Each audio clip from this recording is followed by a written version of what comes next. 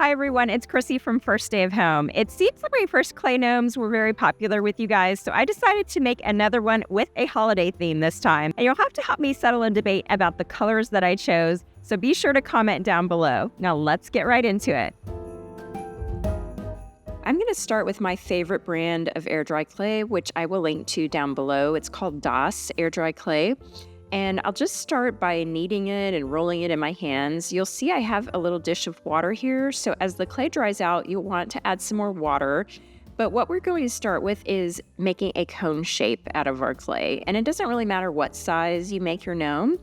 You can get a sense of how big my gnome is here, but this is going to be the basic body of the gnome before we move on to adding his little features.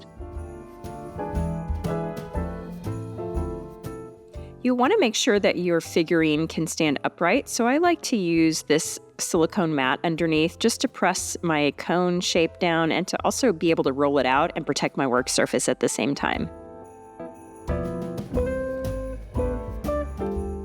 If you have any cracks, again, just use water to smooth it out, and your cone should look something like this once you're done.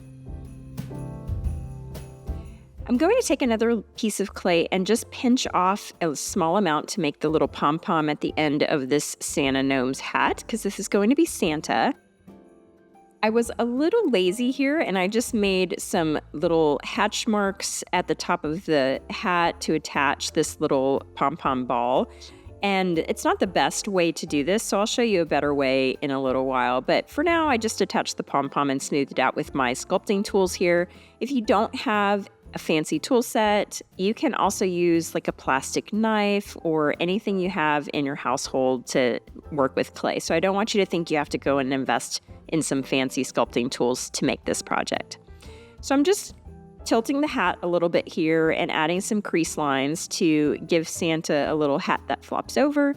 And if you see any scratches or areas that need to be smoothed out, again, you can still add some more water with your fingertips to smooth those out. Now I'm using a little pointed tool to add some texture to the pom-pom. You can also use a dotting tool. If you don't have either of these, use a toothpick or whatever you have on hand. Next, I'm going to take another piece of clay and roll it in my hands to create kind of a snake shape. So you'll just want to create a long cylinder, add water if the clay starts to crack or get creases in it, like I'm doing here, and just roll it out until you have enough to wrap around the cone shape.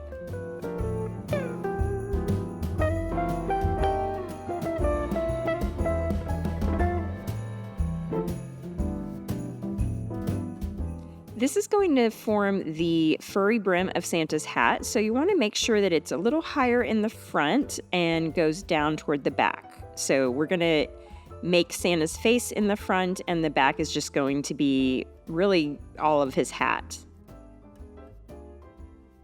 When you're connecting the two ends, I find it easiest to pinch a little bit with your fingers, then you can use some smoothing tools and add a little bit of water to attach the brim to the hat and to smooth out any joins like I have back here.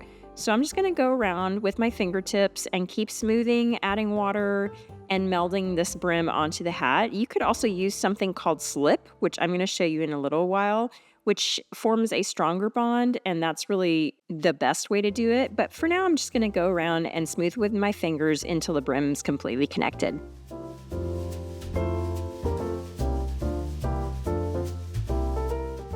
For the brim and the matching pom-pom, I decided to go back through with a dotting tool just to give better texture. I liked the way this looked. It was more like fur. So you can use something similar, like anything with a little ball on the end. Maybe the end of a paintbrush would work really well. And you can just go through and dot this area of the cap so that it looks more like a furry texture.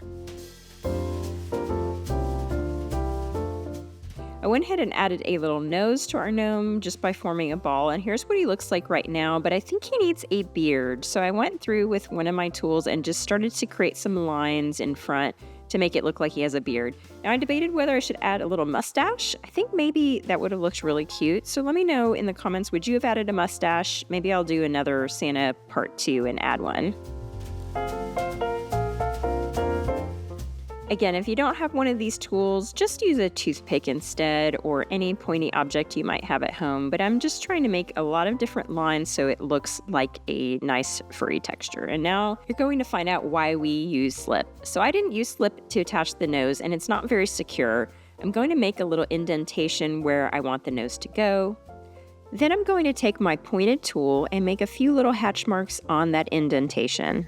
This is just to give it a little more surface area and texture to help the nose adhere. And finally, I'm going to take a small pinch of clay and mix it with some water to form almost a paste or a heavy cream texture.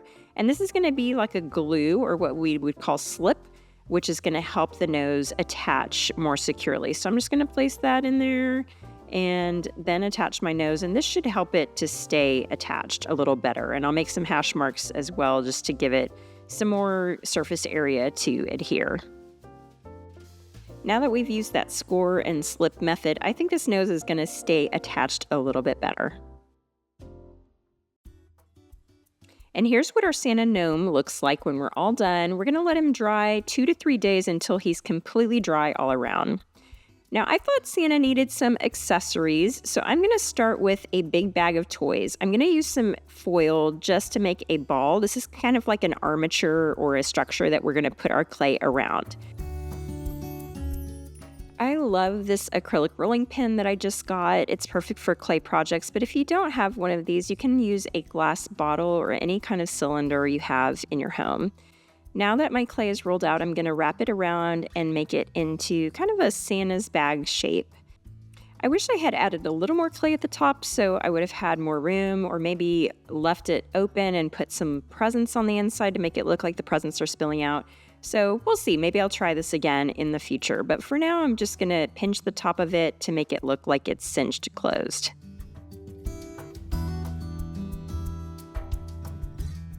I wanted to create a rope to go around this little bag of presents, so I'm just rolling out a snake of clay again, and then I'm going to wrap it around my bag here.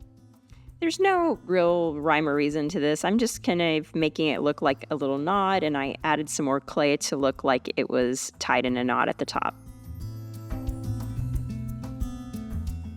I used some of my other tools in this set just to smooth it out a little bit, and I think that's going to look really cute, but I wanted to make some actual presents to go with Santa as well. So I'm taking some more clay and forming a couple of cubes. These are going to be some stacked presents. So I have the bottom cube a little bit bigger than the top one, and it looks a little something like this once I'm done pressing it out.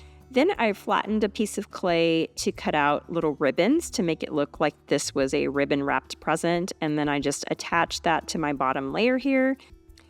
Since these are going to be stacked, I don't have to do anything in the middle. I just need to leave some space to stack another present on top. So I'm going to leave this as it is right now and move on to the top present. And you can see here I've already made my little cube. Now I'm just going to add one more bow on top to finish this off. And I'll use the same technique of flattening out some clay, cutting it into strips, and then forming the little ribbons. This is a little tricky because it's so tiny. I'm going to use that score and slip method again to attach the bow and make sure it doesn't go anywhere. Then I'll take my tools and make some tiny little creases to make it look like it's a bow cinched together, and add some tails as a finishing touch. And I think this is so cute. It's so teeny tiny. I don't know if you can tell how small this is based on the size of my hands here. So here's what our finished presents look like in our bag of gifts after it's dried. And this is our gnome after about, I'd say, 3 days. So you'll want to check on bottom, make sure it's fully dried before we start painting. Here's where I had a little debate with my sons. I felt like a green bag would look really cute, kind of like this front gate Santa that I found here, but my boys insisted it should be a red bag. So tell me below, should it have been a red bag instead of green? I don't know. You can wait till the end and see how it looks with the Santa before you decide. I actually think now that it's painted, it looks more like a bag filled with presents. And our little rope fell off, but that was okay because I used my favorite gold paint to paint around it, and I can just set it on the bag later. For my little stacked gifts, I'm going to use a light pink paint for the main gift on the bottom, and then I'll go and use a red paint for the ribbons on the bottom gift, and I think that's going to help coordinate with our little Santa gnome. For the top gift, I went over it with a light green color. I thought this actually looked really nice with the pink and kind of provided more contrast. It helps to have some really small paintbrushes for these fine details. I have a set that I love and I'll link to down below, but it helps to really get into those little bitty crevices. And for my top gift, I'm using a gold paint to tie in with the gold on the gift bag. So I think these look really cute, and I think it's going to tie in really nicely with our gnome, which we're going to paint next. Now, although this type of clay dries to a nice white color, I'm still going to go over with some white acrylic paint on the white accents like this little pom-pom, the brim of his hat, and his beard here. Another cute option would be using actual fur for the brim of the hat. You can buy faux fur at a craft store, and I think that would look really cute as well. I used a little peach paint for his nose, and I'm actually wishing I had done that little mustache underneath his nose. I think that would have looked really cute, but I'm curious to hear what you think down below. Now, he's really going to come to life once we add this red paint. I really love this color. I forget the name of it, but I'll be sure to link it down below. It's the same color we used on the ribbon for the presents, so I think it's going to coordinate nicely and bring everything together. I have these really fine brushes that I like to use for these little details, but if you don't have something like this, you could also use a toothpick just to get into those little grooves if you have trouble with a bigger paintbrush. I felt like the white beard blended in a lot, so I added just a hint of gray into his little beard here, and I think that helped to give it a bit more dimension. I love the way these turned out, but I want to see what you come up with, so be sure to tag me at First Day of Home over on Instagram if you make this. I'll also leave some more clay tutorials here if you want to check those out next, and I hope to see you back here next time.